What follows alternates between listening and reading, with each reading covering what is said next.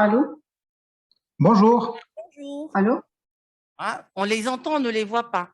On vous entend, on ne vous voit pas encore.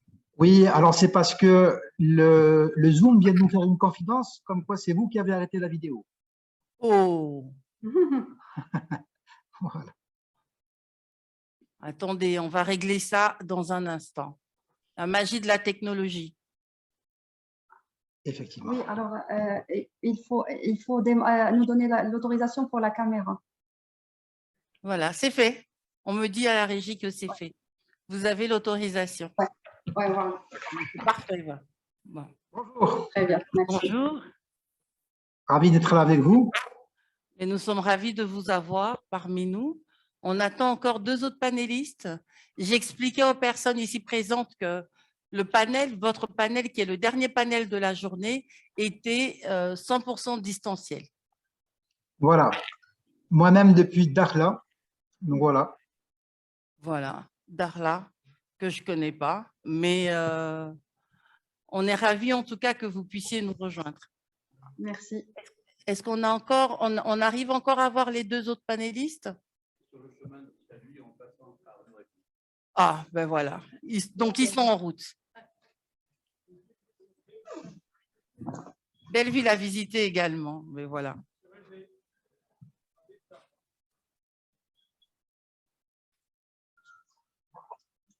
Je viens de voir qu'il y avait une personne en plus qui était connectée maintenant.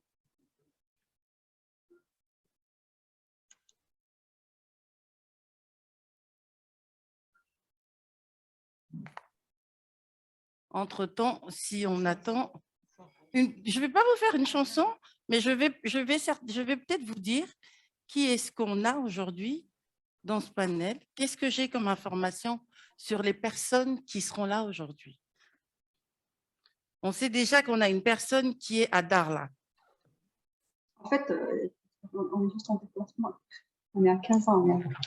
Effectivement. Qu'est-ce que vous nous avez dit, madame? En fait, mon collègue, moi c'est Jeanne Boumedi, je suis chargée du marketing et du développement au sein de SGS. Et je disais que mon collègue Sader, qui est panéliste pour ce panel, Oui. et en déplacement, on est tous les deux, on a eu un déplacement urgent à Dakhla, mais on est à Casablanca. Nous siégeons à Casablanca. Ah, c'est génial. Donc, vous êtes à Casablanca, mais vous avez dû vous déplacer à Darla Tout à pour fait. l'urgence. Tout à fait. Mais On c'est aurait magnifique pu alors être d'être avec avec nous. C'est magnifique d'être avec nous. Donc, ce qui signifie que nous avons deux collègues pour le prix d'un presque. Voilà. Exactement. Tout à fait. En attendant les autres, donc madame, moi je vais vous demander de vous présenter puisque normalement c'est votre collègue qui doit être avec nous. Il aura le temps d'être introduit, je pense, par le modérateur. OK. Alors, brièvement, je l'ai dit tout à l'heure. Voilà, j'allais vous demander de mieux. Voilà. Alors, je disais Jihan Boumedi, je suis en charge du marketing et des projets spéciaux au sein de la SGS. Nous sommes une multinationale suisse qui opère dans les métiers de TIC, enfin les TIC, qui sont Testing, Inspection et Certification. Voilà. Merci. Bonjour Jeanne, c'est Khadija. Bonjour Khadija. Merci beaucoup de nous avoir rejoints. Bonjour Chérif. Bonjour Jeanne, Khadija plutôt. Nous aurions tellement aimé vous avoir parmi nous, mais je sais qu'un déplacement professionnel de dernière minute vous a empêché d'être en présentiel. Voilà, dans ce genre de situation, on dit merci à la technologie, parce qu'on arrive quand même à pouvoir maintenir une possibilité d'échange. Alors, en attendant que le deuxième panéliste de ce panel, M. Mamadou Diop, qui est le représentant régional Afrique de l'Ouest du Centre de l'Action contre la faim, et M. Boris Noyoungounou, qui est journaliste spécialisé en environnement, rédacteur à Afrique 21, nous rejoignent. Je voudrais peut-être vous proposer de lancer ce panel. La thématique de la sécurité alimentaire est une thématique extrêmement importante, cruciale même pour le monde et pour le continent. Nous vivons dans une situation où une guerre à plusieurs milliers de kilomètres de l'Afrique a quand même impacter la sécurité alimentaire du continent. Et donc là revient la question de ce qui appelle aujourd'hui la souveraineté en matière de sécurité alimentaire. Alors, en tant qu'opérateur privé, et là je pense qu'on commence déjà à voir nos amis qui nous rejoignent, mais posons déjà le cadre en tant qu'entreprise qui opère dans le secteur privé. Quel est votre niveau de responsabilité sur la question de sécurité climatique, de sécurité alimentaire ou en d'autres termes, un sujet éthique qui se pose ici, la limite entre la responsabilité de l'entreprise versus la partie, disons, rendement et rentabilité d'investissement. Je vous laisse nous donner quelques éléments par rapport à cela en attendant que les autres amis qui constitueront le panel nous rejoignent.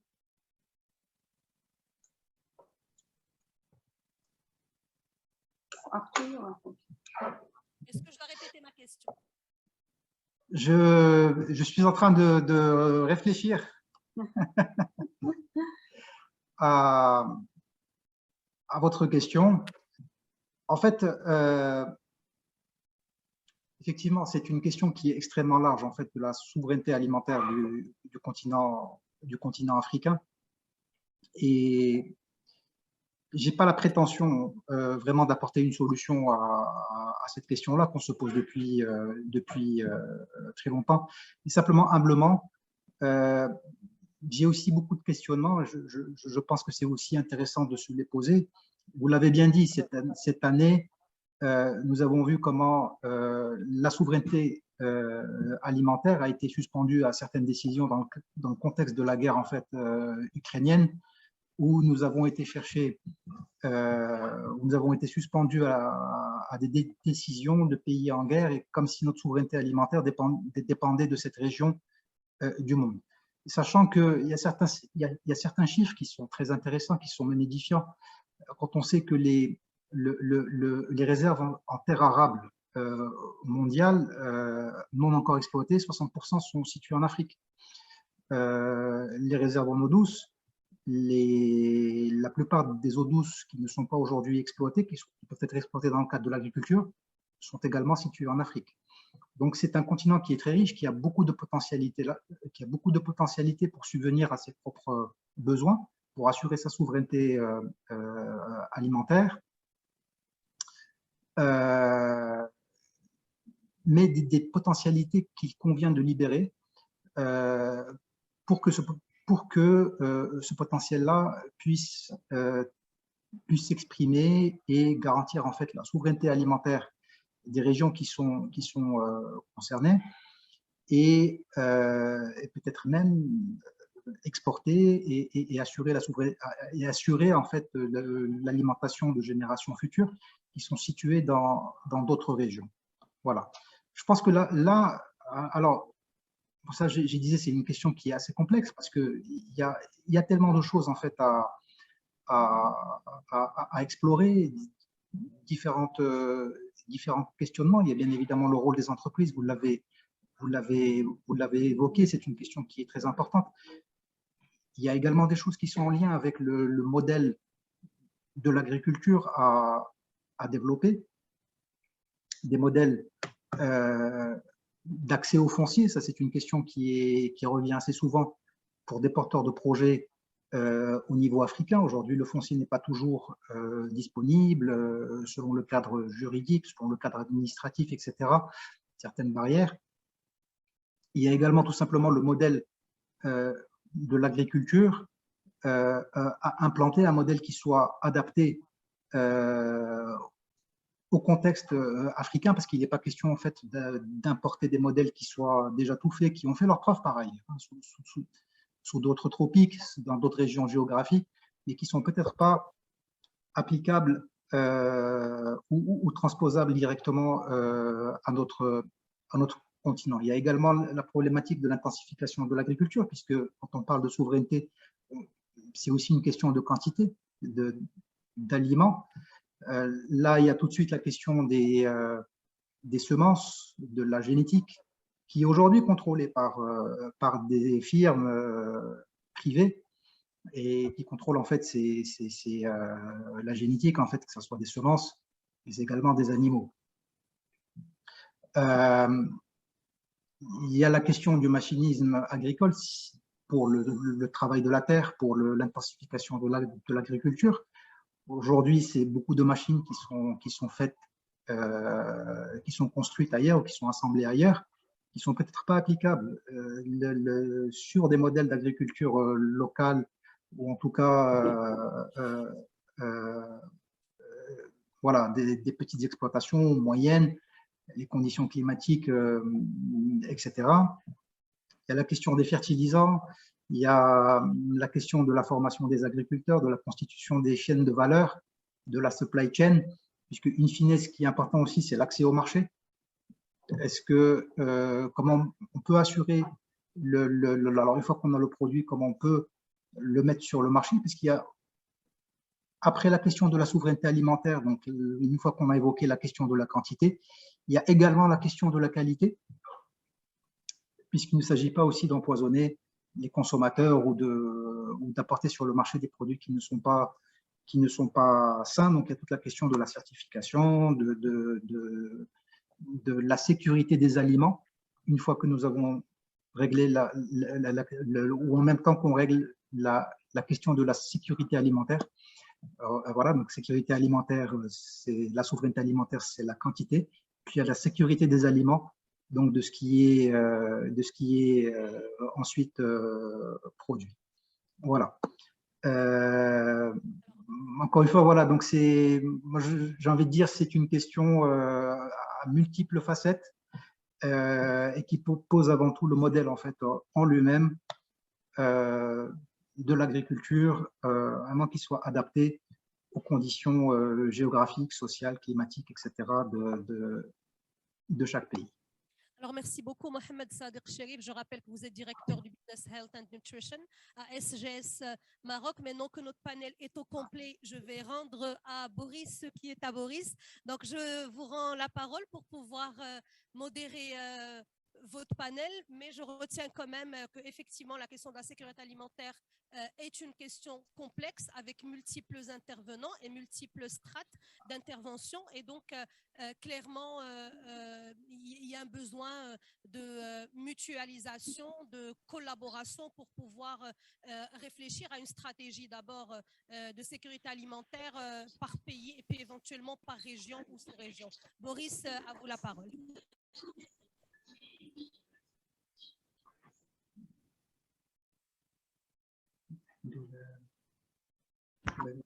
Bonjour à tout le monde.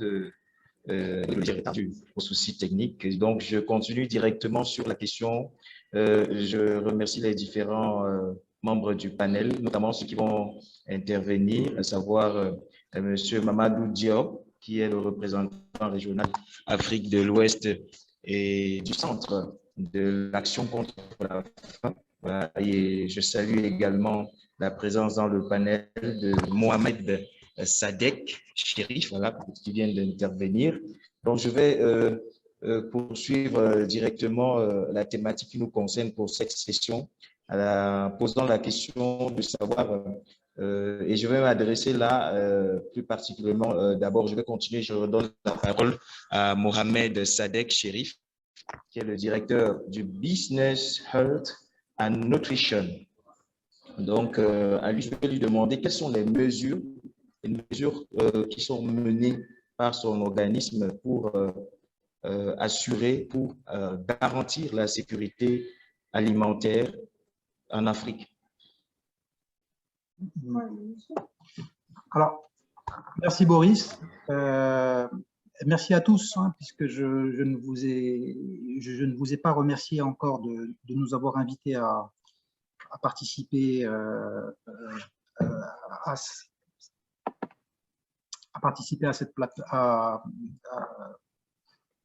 ce tour de table. Merci encore une fois de nous avoir invités, donné la parole à cette occasion. Voilà. Donc effectivement, alors là vous me posez la question par rapport à ce que fait notre organisme en lui-même.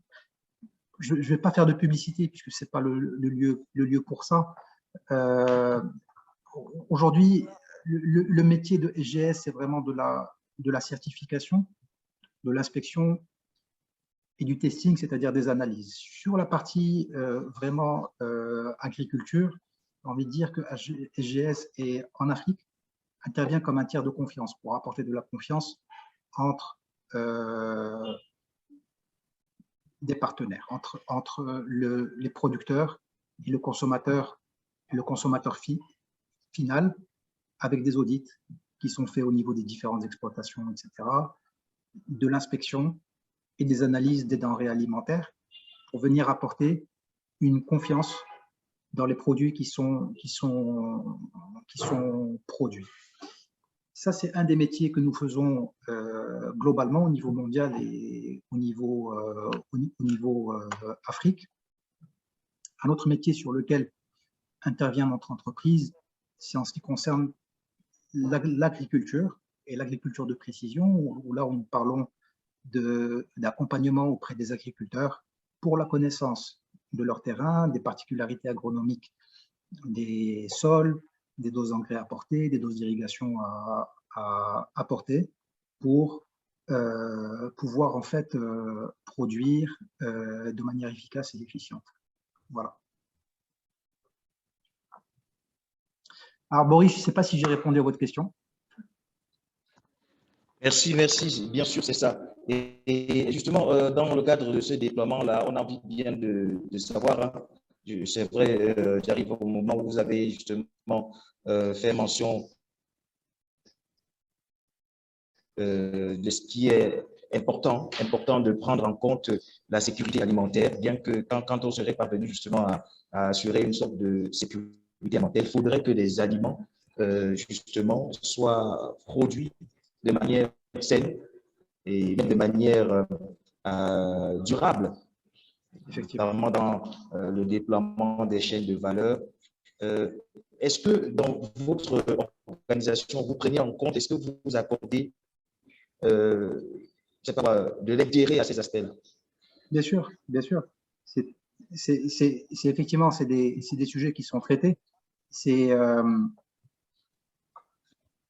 la sécurité des aliments. Alors, je ne parle pas de sécurité alimentaire hein, qui concerne la quantité d'aliments qui est produite sur une région donnée. La thématique.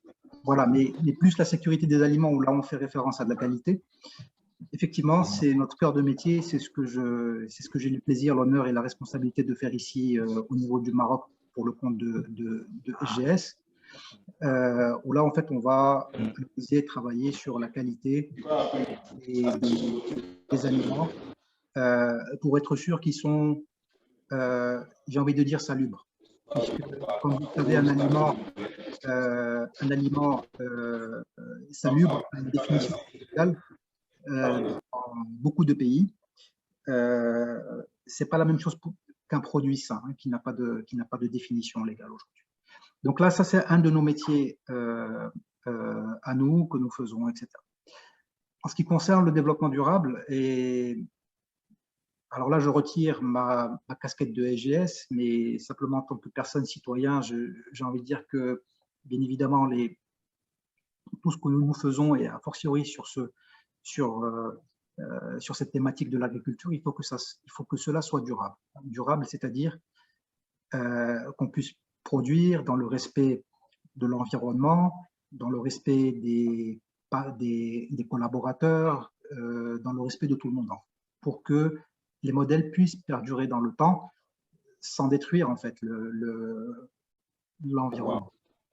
Bien évidemment, c'est aussi des choses sur lesquelles nous travaillons avec des services sur la gestion de l'eau, comme je l'ai dit, en matière d'agriculture de précision, d'agriculture de précision pour apporter la quantité juste pour les plantes, pour qu'elles puissent vivre, se développer, les quantités justes de fertilisants et pas apporter plus de fertilisants qui ne sera pas exploité par la plante, mais qui ira plutôt polluer la nappe phréatique.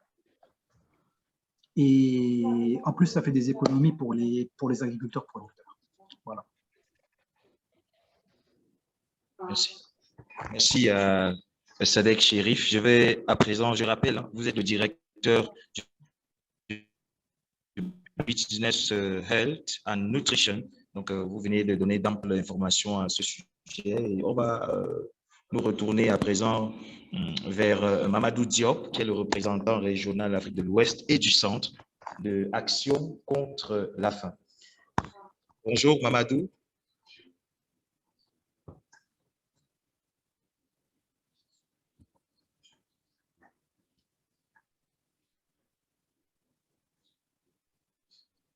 Est-ce que Mamadou est là?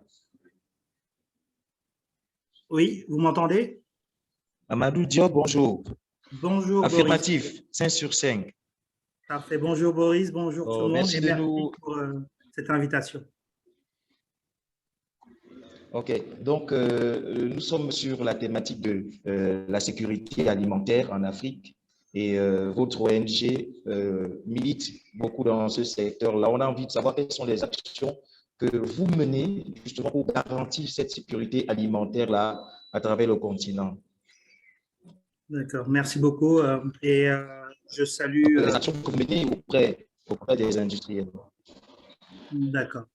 J'en profite pour saluer mon co-panéliste, Monsieur Sadek Cherif, à travers son intervention qui était très riche d'enseignements et surtout qui pointe du doigt certains éléments en lien avec la sécurité alimentaire, parce que c'est plusieurs dimensions. Et il a rappelé tout à l'heure, il y a la quantité, bien entendu, mais il y a la qualité qui intervient lorsqu'on parle de sécurité alimentaire. Mais il y a d'autres éléments qui rentrent en compte, hein. Il y a des aspects économiques, des aspects au niveau social, il y a des aspects au niveau de l'agriculture, au niveau du commerce. Donc, c'est un tout, c'est un ensemble qui fait que, effectivement, nous devons garantir, parce que c'est un accès, en fait, c'est un droit en tant que tel. La sécurité alimentaire, c'est un droit à l'alimentation. En fait, ça fait partie des préceptes du droit à l'alimentation et qui fait que nous devons garantir ce droit-là aux populations, mais encore garantir cet accès aux populations les plus vulnérables. Et nous, en tant qu'Action contre la faim, notre organisation, nous travaillons dans ce domaine depuis 1979, où nous sommes au plus proche des populations les plus vulnérables et qui ont besoin d'appui et d'accompagnement, soit parce que ces populations font face à un choc, à une crise, soit parce que ces populations sont sujets à une fluctuation des prix du marché ou à un événement qui fait qu'ils auront du mal à avoir accès à l'alimentation de manière durable avec la quantité et la qualité nécessaires. Donc nous, au niveau de notre organisation, par exemple, moi je représente toute la région Afrique de l'Est et du Centre. Nous travaillons dans 14 pays globalement et dans ces 14 pays, nous accompagnons principalement les communautés, on va dire communauté dans son ensemble, parce que ce n'est pas seulement les agriculteurs qui sont accompagnés, mais aussi les consommateurs, les commerçants, les producteurs ou les intermédiaires qui distribuent les produits des agriculteurs. Il y a tous ces éléments-là qui intègrent la dimension de nos interventions sur le terrain. Et sur les zones les plus vulnérables, parce que nous travaillons principalement dans les zones les plus reculées, parfois des zones où il y a des occupations, où il y a une occupation des groupes armés qui fait que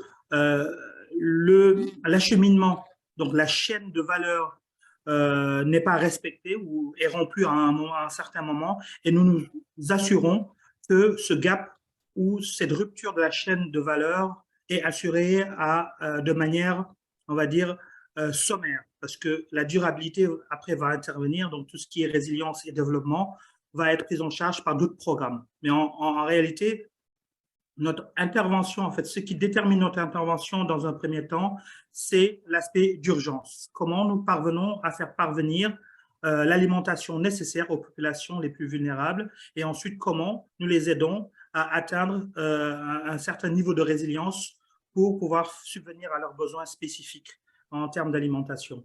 Ça passe par plusieurs aspects. Par exemple, pour les agriculteurs, je peux en donner plusieurs. Le principal problème dans les zones où nous sommes, surtout dans le Sahel, c'est l'accès à l'eau. Et ainsi, nous travaillons étroitement avec les communautés pour nous assurer que, par exemple, on va mettre en place des structures qui vont permettre aux populations d'avoir de l'eau de boisson, de l'eau d'irrigation et de l'eau pour subvenir à leurs besoins ménagers. Donc, pour ça, il nous faut parfois mettre en place des puits ou des forages, ou alors tout bonnement construire des barrages, des digues ou des diguettes pour pouvoir permettre de traiter et de conserver le plus longtemps possible l'eau de ruissellement, par exemple. Sur d'autres aspects, on sait que l'un des principaux problèmes que nous avons dans la région aussi, c'est l'accès aux terres, surtout par rapport aux femmes qui sont pour la plupart celles qui nourrissent les ménages. Donc, comment nous pouvons accompagner ces femmes dans les zones les plus complexes, les plus compliquées, et surtout où l'aspect genre n'est pas pris en compte dans la plupart du temps. Donc, nous travaillons étroitement aussi avec ces communautés-là pour garantir cet accès aux terres et surtout pour travailler sur les politiques, travailler sur les policies, les textes de loi au niveau local et au niveau central pour que leurs droits soient respectés et que ces femmes aient accès de manière équitable aux ressources dans la zone où elles se trouvent. Donc, il y a ces éléments-là aussi, c'est des exemples que je donne. Nous pouvons aussi, par exemple, quand il y a un choc spécifique où il n'y a plus de marché, plus d'économie, plus rien. Par exemple, lorsqu'il y a des inondations dans certaines zones, ben à ce moment-là, nous intervenons d'une autre manière. Nous distribuons tout bonnement des vivres à ces populations qui en ont besoin pour pouvoir garantir pendant un certain moment, un certain temps, l'accès à l'alimentation et pouvoir les aider à faire face à leurs besoins. S'il faut que ces populations se déplacent sur des terres plus sécures pour subvenir à leurs besoins, on les aide à travers la coordination humanitaire, donc OCHA qui coordonne souvent ces activités, et nous travaillons étroitement avec les autres organisations internationales pour pouvoir donner le maximum d'aide possible à ces populations lorsque un choc se présente à elles. Et les activités que nous menons sont énormes. Hein. Nous faisons des cash distribution, des cash transferts, par exemple, lorsque le marché existe, mais la situation économique est complexe. Donc, à ce moment-là, nous donnons de l'argent à ces populations pour que ces populations puissent réinjecter cet argent dans l'économie locale et faire vivre, au moins, en tout cas, réamorcer un minimum d'économie. Et aussi, nous finançons quelques activités génératrices de revenus lorsque c'est nécessaire. À vous. Merci infiniment, je vais dire Mamadou Diop, pour ces éléments très, très édifiants. Et il faut remarquer que l'Afrique est présentée comme le continent le plus vulnérable aux effets du changement climatique. Et dans le dernier rapport produit par le Programme alimentaire mondial, l'Organisation des Nations Unies pour l'alimentation et l'agriculture,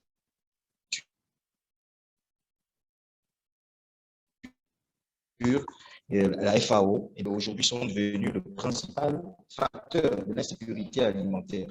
Et quand on sait que l'Afrique est fortement exposée à ce phénomène-là, on se demande, est-ce que toutes ces actions qui sont menées ça et là, vous avez parlé ici de l'assistance aux communautés, l'autonomisation des femmes, est-ce que ces actions ne finiront pas par ne plus être efficaces à la mesure où va le réchauffement de la planète qui aujourd'hui est devenu la principale menace de la sécurité alimentaire, notamment en Afrique? Merci beaucoup pour cette intéressante question.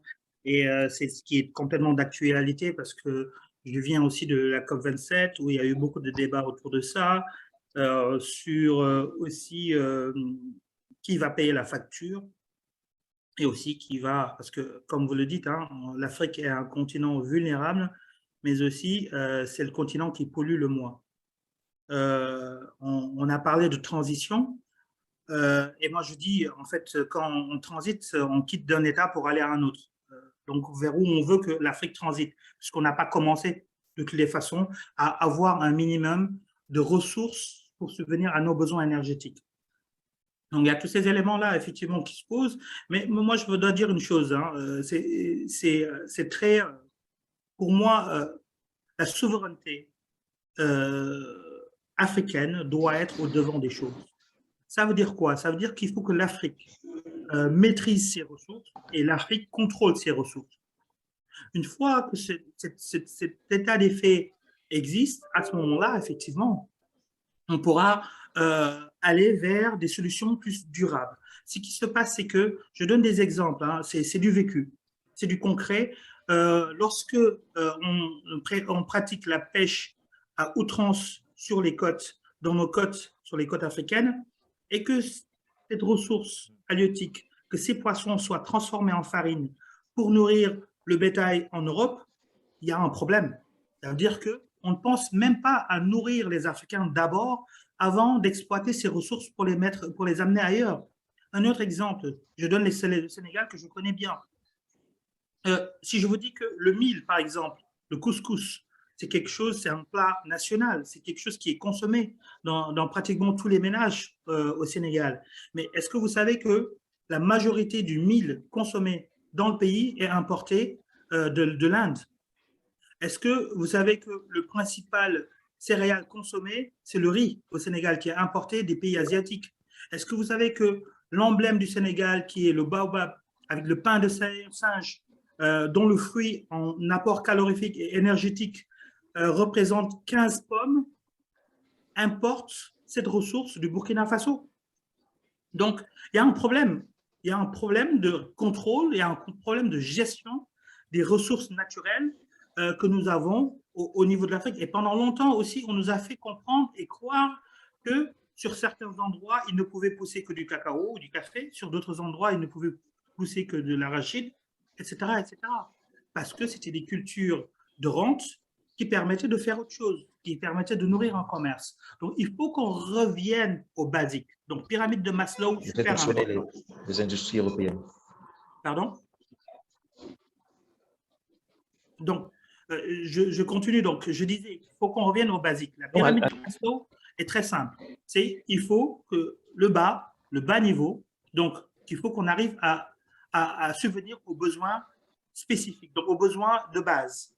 Ça veut dire s'alimenter, se nourrir, se loger, se soigner.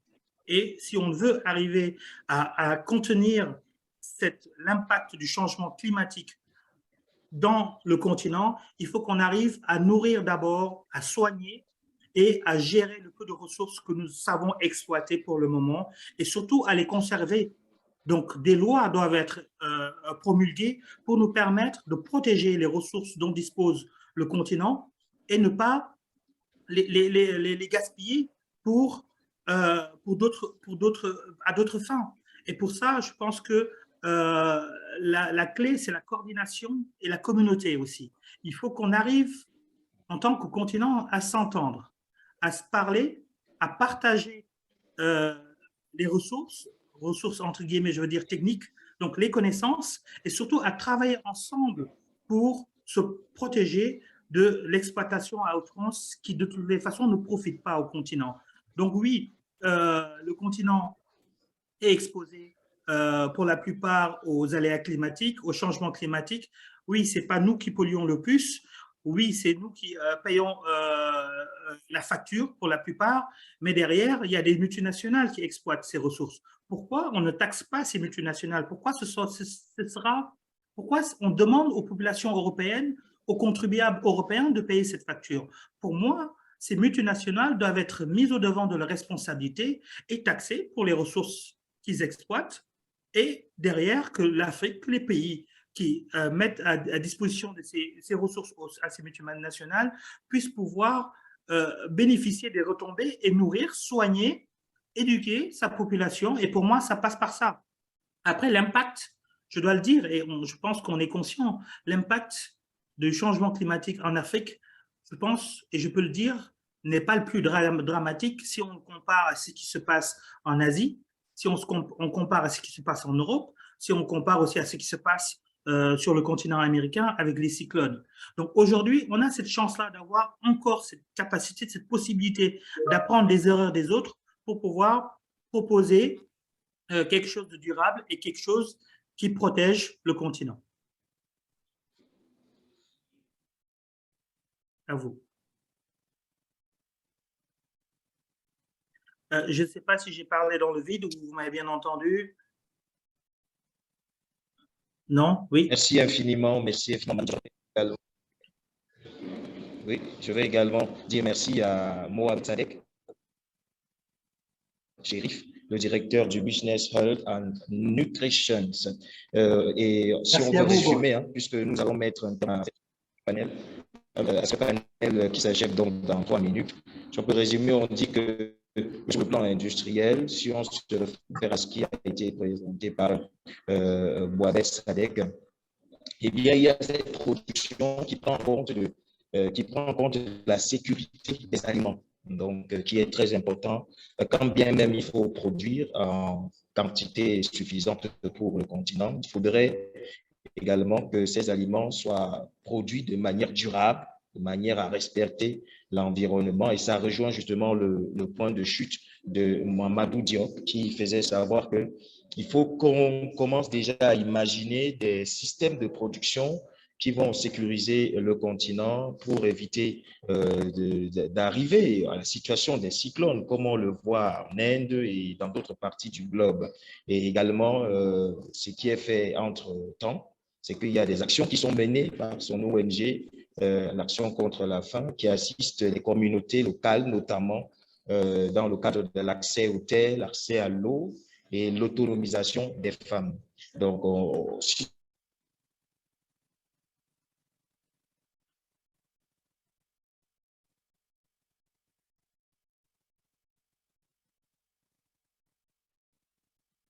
retient la contribution des industries, des producteurs d'aliments, des communautés qui sont à la base de la consommation, et il ne faut pas surexploiter les ressources du continent tout en mettant à l'écart les besoins alimentaires des populations du continent. Donc, merci à vous, cher monsieur, merci d'avoir accepté l'invitation et la suite. Merci beaucoup. Merci à vous pour l'invitation. Merci à nos panélistes. Merci à M. Nwayungunu Boris pour cette modération et pour ce panel à distance. Merci pour vos apports concernant cette sécurité alimentaire qui est primordiale pour préserver notre continent. Voilà, nous sommes au terme de notre journée aujourd'hui. Je vous avais dit qu'on allait passer d'étape en étape. Nous voilà à la fin de cette journée. Dans cette journée, il a été question de durabilité, certes. Il a été question de genre. Il a été question de climat. Changement climatique, l'Afrique prend son destin en main. La question est posée, les jalons sont posés. Aujourd'hui, les discussions ont été faites et c'est aussi le moment de prendre des actions. Pour conclure cette journée, je vais à nouveau appeler la fondatrice de IFRAN Forum, Khadija Idrissi Janati, pour qu'elle puisse nous donner le mot de la fin. Alors, merci beaucoup Maryse.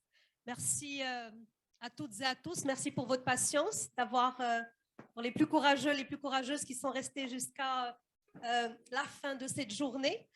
Je voudrais remercier l'ensemble des intervenants et intervenantes. Et je tiens ici à rappeler toutes les personnes qui ont pris part aux différents panels de la journée en présentiel ou à distance. Ce n'est qu'en échangeant et qu'en confrontant les avis que la richesse se constitue et que les pistes de solutions apparaissent. J'ai eu le plaisir de modérer le premier panel auquel ont intervenu Yero Sarr, cofondateur du mouvement Fridays for Future, qui nous est venu du Sénégal, et Marcona Sangui, qui doit être déjà à l'aéroport pour son vol de retour au Gabon, qui est secrétaire exécutif de l'ONG Brain Forest. Le deuxième panel a concerné genre et climat. Nous avons eu le plaisir de recevoir Fatna Ikaram Elfen, qui est cofondatrice de Youth for Climate au Maroc, Aimée Félicité Sonoeni, qui est experte en genre attachée du cabinet à la présidence de la République du Gabon, Thomas Gerari Benabdnibi, qui est cofondatrice de l'association Terre et Humanisme, Marie Tamoifo Nkom, qui est présidente de l'association Jeunesse Verte du Cameroun et qui a été modérée avec beaucoup de pertinence et de délicatesse par mon amie Marie-Sam qui nous a accompagnés pendant toute la journée en tant que maîtresse de cérémonie. S'en est suivi un troisième panel qui n'était pas des moindres, le panel sur l'art et la culture, l'art engagé au service du développement durable. Stéphanie de Lima a su faire parler le brillantissime Barthélémy Togo, qui est artiste plasticien camerounais, et Jean Servé Somian, qui est ébéniste sculpteur de Côte d'Ivoire, tous les deux très engagés pour faire de l'art, du design et de la culture africaine des piliers du développement du continent, et surtout quand ils sont engagés. Nous avons aussi visionné le film Tout est lié et échangé pendant quelques minutes avec son producteur, un film dont l'objectif est de expliquer que combattre les changements climatiques est l'affaire de tous et toutes et que l'impact de ces changements climatiques se fait sentir sur notre quotidien.